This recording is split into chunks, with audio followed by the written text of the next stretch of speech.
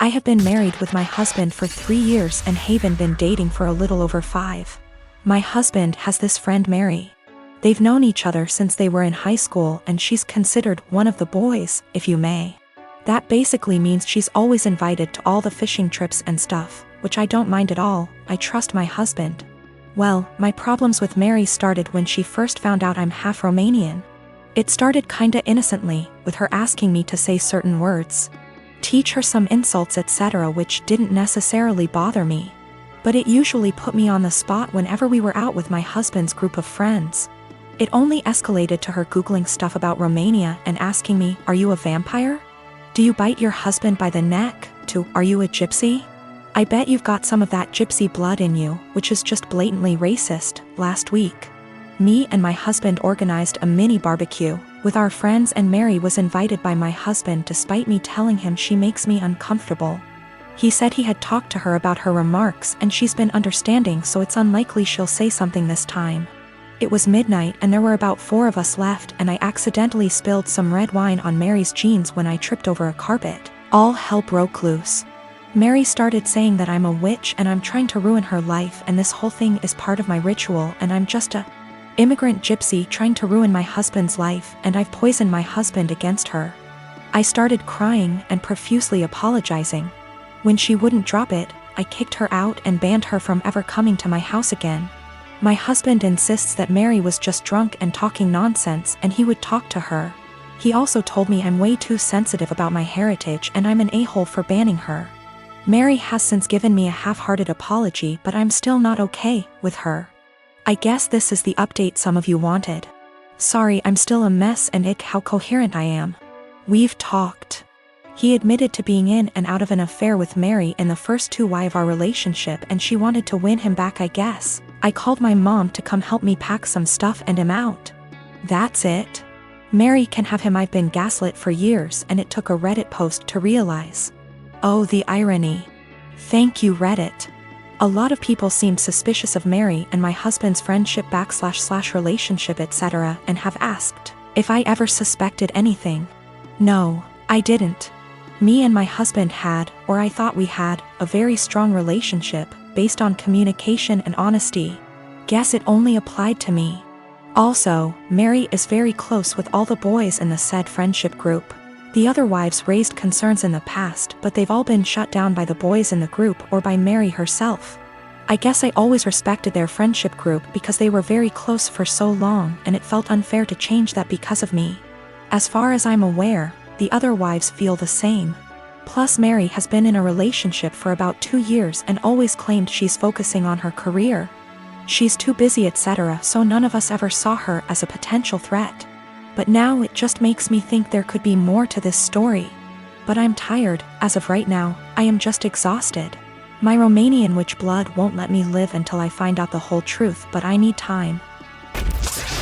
My children are 17 and 14 respectively. And I'm hoping the fact that they're teenagers is the reason for their incredibly shitty behavior. My husband, before he met me, had a wife and a newborn baby that passed away in Canada due to hazardous road conditions that resulted in a 4-car smash-up. No one was at fault, it was a horrific disaster. And my husband was devastated as a result and fell into alcoholism to cope. I had my own trauma from the past, and similarly turned to alcoholism to cope. It was at an AA meeting where we met, 20 years ago almost to the day now. And we slowly started to heal together here in the US. I have always been incredibly respectful of my husband's last wife and child. I like to joke that I'm keeping her seat warm until my husband enters heaven. I've had too much loss and hurt in my life to feel jealousy like this. And I am so damaged that I just feel lucky that I got to actually feel love in this world, and that my husband could open his beautiful heart to me. We had 2 children, 2 sons. We'd never told them about my husband's wife or baby, because it's a part of my husband's life that he keeps under lock and key. He has never healed from his grief, and therapy etc. has helped him only to a degree. My mother-in-law told the kids this Sunday gone, as she decided it was time for them to know. She didn't consult us before telling them, and certainly didn't do it in our presence. Since then my sons have been making the most disgusting dead baby jokes. They've been prodding their dad asking why we'd never told them.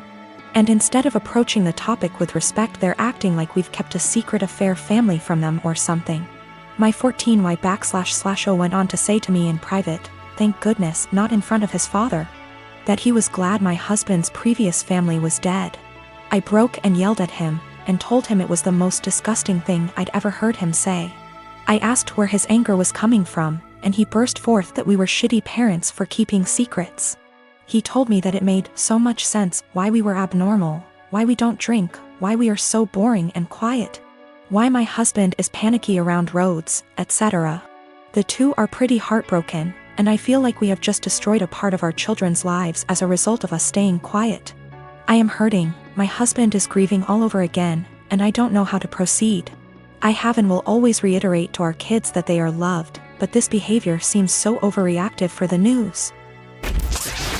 My sister and I lost our dad a year ago. He was my only parent, mom was never in mine or my sister's life.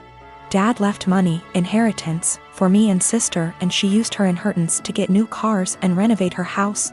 I live with my aunt right now cause my brother-in-law didn't let me stay with my sister. I'm planning on using my inheritance money to pay for college tuition. I've always wanted to be doctor but haven't decided which branch yet. My sister and I haven't been close. It started after she got married to her chronically ill husband, who was allowed to make backhanded comments about dad and mock his illness, and make a scene at his funeral. Only because he's ill and shouldn't be held accountable for his behavior. I've distanced myself, but my sister kept visiting a lot lately, venting about my brother-in-law's condition. He's been in and out the hospital for heart problems and in need for a surgery. She brought up my inheritance money several times, but I end up cutting the conversation. She then straight up asked if I could help pay for her husband's surgery and she'd pay back in less than a year. I felt uneasy cause if I give her money from my inheritance, which is a large amount, then there's no guarantee she'll pay back before it's time to apply for college. I'm taking a year gap, but I know my sister can't pay back that much and I felt I was risking my future. I refused to help and she had a meltdown at my aunt's house, calling me heartless, cruel with no empathy.